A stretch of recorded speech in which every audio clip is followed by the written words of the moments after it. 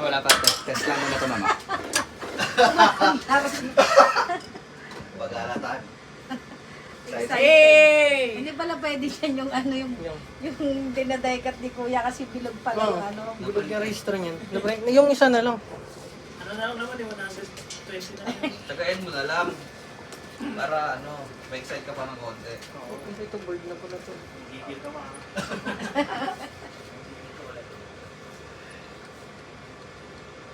Ito siya, ma'am. Wala pala akong sample. Ito. Yung mga, ito lang, ma'am. Yung mga didikit ko sa ano. Sa lahat. Ito, ma'am. Ay, ganun. Parang flatbed nga to. Yung... Hindi, ano siya, ma'am? Rolyo. Kasi, piniprint siya, ma'am, sa, ano. Parang Sa ano din, film. tarpaulin din. Parang gano'n Di din. ba may glue yata UV yan? lang head niya. Ay, ilaw pa na.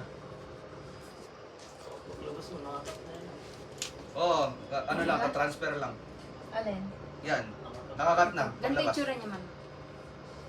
Malaki din pala yung machine. 2 feet lang din siya, ma'am. Ay, bali nasa 3 feet na yung Pero nandun yung mga machine nyo bukas? At Opo, ma'am. Thursday? Tingnan ko na lang. Para... Yun na ko rin, mga-apply ko sa atin.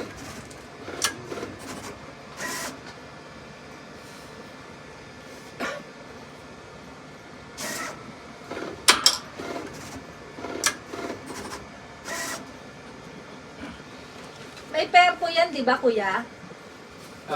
Yung perforation po nito, ma'am, ang nire-represent niya, ma'am, yung pinaka-die cut natin. So parang nag-iiwan siya ng maliliit na portion na walang cut. Yun yung perforation.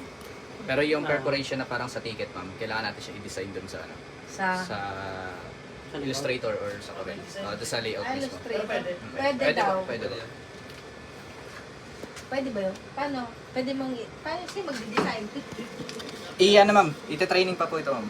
After, i-test to. Okay. Kaya nga nakita ko may pera po ka eh.